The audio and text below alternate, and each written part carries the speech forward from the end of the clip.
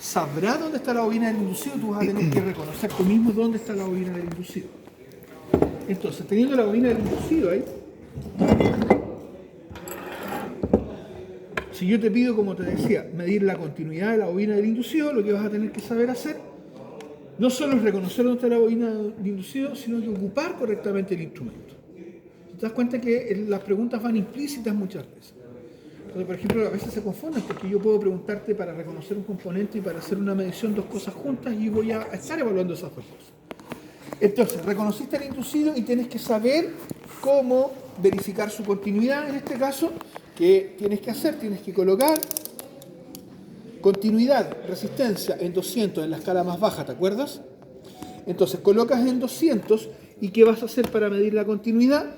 Ojo, te vas a apoyar en el caso del inducido en las delgas, entre cada delga. Entonces, profe, para medir usted se coloca entre las delgas y va colocando entre cada delga el instrumento y quiere ver que haya continuidad entre cada una de las delgas. Ojo con esto, si por alguna razón esta lectura me da infinita, me da eso que está ahí, ¿ah? Si me da infinito quiere decir que la bobina interna está abierta o está cortada. Eso es importante entonces que usted lo sepa, que sepa también qué cosas pueden pasar. En general, las resistencias del inducido, les he dicho antes, son recontra bajas, muy chiquititas. 0,3, 0,4 ohm puede ser un valor. De todas maneras, nunca le voy a preguntar valores en esta prueba porque los valores, yo le repito por enésima vez, son característicos de cada motor de arranque. Es decir, para este motor de arranque el valor de continuidad es uno específico. También podría preguntarte cómo medir el aislamiento y para eso, ojo, acuérdese, para medir el aislamiento, ¿qué tengo que hacer? Escala más alta, pues hijo. Aquí estoy en 200 ohm. Yo para el aislamiento me voy a lo que tenga más alto el tester en la escala de ohm. En este caso, 2000 kilos. Y ahí, ¿qué voy a hacer para verificar el aislamiento en el inducido? Voy a colocar una de las sondas en alguna delga del colector y la otra en la armadura, por ejemplo, y tiene que aparecer infinito. Si apareciera algún valor, yo lo que voy a tener que ir haciendo es bajando un valor en la escala hasta ver dónde deja de haber valores. Aislamiento es una condición en lo que yo estoy identificando si esta bobina interior tiene algún contacto a masa. Tiene que ser un valor muy alto o infinito. Por eso siempre parto de escalas altas. Porque en la escala de 200 ohm, por ejemplo, el ohm 201 se ve como infinito. ¿Me entiendes? Entonces, tienes que estar en la escala más alta para empezar. ¿Ok? Acá, en la bobina de campo, si yo le pido identificar la bobina de campo, tendrás que saber cuál es la bobina de campo. Sabemos que esto completo se llama estator, esta es la parte que no se mueve. Las bobinas de campo son estas cosas de cobre que están aquí sobre los yugos. Para medir la continuidad de la bobina de campo, otra vez me voy a la escala más pequeña, a 200 ohm, la escala más pequeña en el tester. Para medir la continuidad tendré que colocar el instrumento entre un extremo y el otro extremo de la bobina de campo y otra vez más el valor que va a aparecer es un valor extremadamente pequeño. En este caso, fíjate, 0,4 ohm podría ser un valor para una bobina de campo perfectamente sin que estuviera mala. El aislamiento de la bobina de campo, igual que en la otra, voy a tener que volver a la escala más alta y mediré aislamiento entre alguna entrada y la carcasa y debería aparecer un valor infinito. Mira, ahí aparece algo. Fíjate que aparece un valor. ¿Qué voy a hacer? Si aparece una cosa, me bajo un punto en la escala, perfecto, muy bien, y vuelvo a hacer la prueba y veo qué pasa. ¡Oh! Volvió a aparecer algo. Entonces voy a volver a bajar un punto en la escala y voy a ver qué onda. Y ahí ya no aparece nada. Estamos casi, fíjate, casi. Tiene un aislamiento bajo. Tiene un aislamiento súper bajo. De 2000 ohm para arriba. Este no está bueno para nada. Es muy poco, es muy, muy bajito.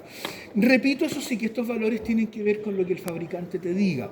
Pero, por ejemplo, 2000 ohm, 2 kilo ohm de aislamiento de una bobina de campo es muy, muy poco. Para la corriente que pasa, esa cuestión va a ser cortocircuito sí o sí. Ahora, yo te podría preguntar, ¿cuál de las piezas que hay acá corresponden a un reductor? Acá está la pieza del reductor. El reductor tiene como función, ¿qué función tiene el reductor? Aumentar dígalo, lo dijo bien. El par, el torque, ¿dónde? No, en el piñón de ataque. Muy bien, en todo caso, ya tenías la idea. El reductor me sirve para aumentar el torque en el piñón de ataque. Porque, ojo, si te puedo preguntar una función de algo, te podría preguntar cuál es la función de la bobina de campo. Y usted me tendría que decir, la bobina de campo establece un campo magnético inductor potente. Solo eso, un campo magnético inductor. Ojo. Y la bobina de inducido. La bobina de inducido también genera un campo magnético, pero es que es para hacer la rotación del eje. ¿Okay? La bobina de campo magnético inductor, la bobina del inducido para hacer la rotación del eje. Con eso yo ya me doy por pagado. Entiendo que tienes un poquito la idea. Recuerden el video que yo les di, el enlace, es muy claro para eso. Ahora, ¿qué más te podría preguntar? Te podría preguntar, ¿me puede medir la resistencia de la bobina de retención? Entonces tendrías que saber que la bobina de retención está aquí en el solenoide y deberías poder hacer, simplemente si es la bobina de retención, colocar una sonda en el 50 y la otra en la carcasa, bobina de retención entre el 50 y la carcasa, ¿no? Y tiene que ser un valor bastante pequeño también, esos 0,3 ohms están dentro de lo que yo puedo esperar. Ahora, si te pido por la bobina de atracción, siempre una sonda en el 50, pero tienes que identificar cuál es el 15A. El 15A, recuerda que el 15A siempre es uno de los terminales grandes que viene con una conexión desde adentro, es decir, lo que sale del tambor y se conecta hacia afuera es donde termina el 15A. Y ahí, entre esos dos, yo tendré una medición, y fíjate, el valor también es bastante chiquitito. Ahí, es 0,2. Y siempre entre el terminal 50 y el otro. Entonces, bobina de solenoide de continuidad en la escala más baja, y tienes para medir la de atracción entre el 50 y el 15A y la de retención entre el 50 y la carcasa. La bobina de atracción es la que genera el movimiento del émbolo buso y la bobina de retención es la que mantiene el émbolo buso en su posición.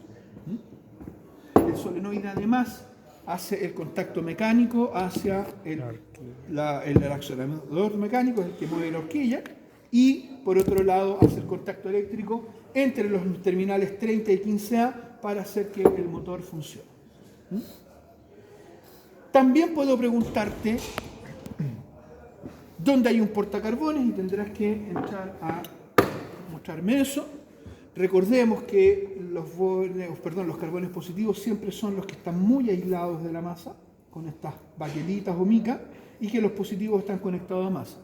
Para medir aislamiento de los carbones se mide en los carbones positivos. Entonces tendrías que, si te pregunto aislamiento, 2000 kilos acá, y saber identificar en el caso del portacarbones dónde están los positivos. Insisto, los que están aislados. Por consiguiente, colocaré una sonda en el portacarbones y la otra ahí en la carcasa.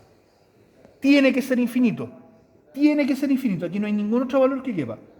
Y si le pido continuidad, la continuidad tiene que ver con ver, primero, continuidad, baja resistencia, con ver si el carbón negativo realmente hace masa, y ahí la resistencia tiene que ser prácticamente cero. Aquí no hay valores, el aislamiento del carbón positivo tiene que ser infinito siempre, eso es muy transversal, y la resistencia, como te digo, del carbón negativo a la masa tiene que ser prácticamente cero. ¿Cuál es la función del portacarbones? ¿Quién me puede decir la función del portacarbones?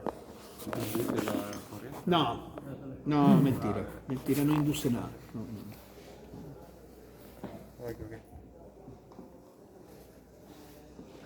Deberíamos saberlo, pues deberían haberlo leído. Que le lleva la corriente a las delgas para que bien, gracias, muy bien.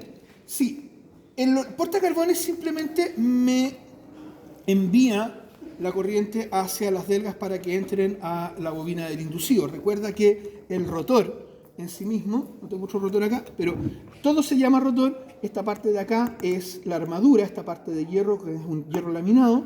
Por dentro de la armadura van las bobinas del inducido que se conectan a través del colector. Que el colector, acuérdate, tiene estas delgas que todas forman un colector. Entonces, recuerda también que fíjate acá, yo doy contacto, cuando se mueve el solenoide, viene aquí un cable positivo, un cable grueso, cuando se mueve el solenoide conecta con el 15A. Entonces se energiza completamente el motor. Ojo que cuando eso ocurre, cuando cierra el circuito, lo primero que tiene que alimentarse es la bobina de campo. Entonces, este positivo de acá, fíjate, alimenta las bobinas de campo.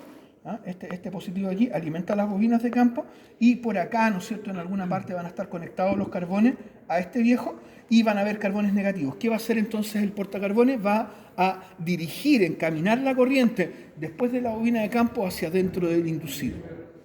Hacen dos cosas, no solo me dirigen la corriente al inducido, sino que además me garantiza que adentro del inducido, por ejemplo, si este es el positivo, siempre lo que esté en este lado va a ir recibiendo corriente positiva y cuando este va girando va alternando la corriente, porque acuérdate que cambia de posición.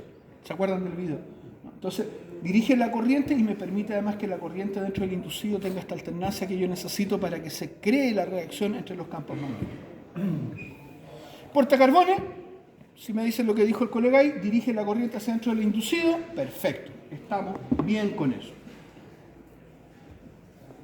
Hablamos del reductor, ¿no es cierto? Sí, hablamos del reductor y ahí más o menos tendrías listo lo que pasa en esta mesa.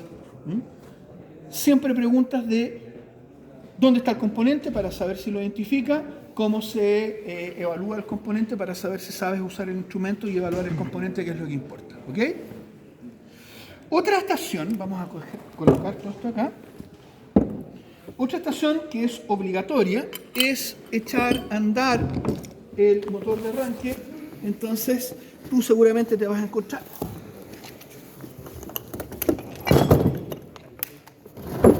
en una mesa con eso. Entonces en otra mesa van a estar, ya no va a haber instrumentos, ¿no es cierto? En otra mesa va a estar ese cablecito, la batería, estos otros cables y seguramente el motor de arranque ahí y en la mordaza.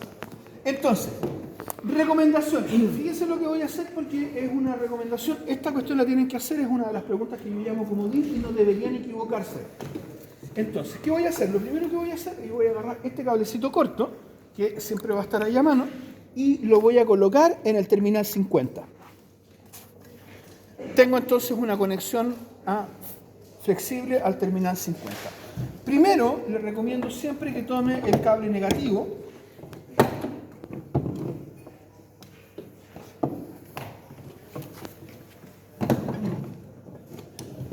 Uy, que están enredados. Primero toma el cable negativo, ¿no es cierto? Después de que lo desenredes, ¿no es cierto? Es posible que te lo deje más enredado todavía, ¿no? Primero tomas el cable negativo y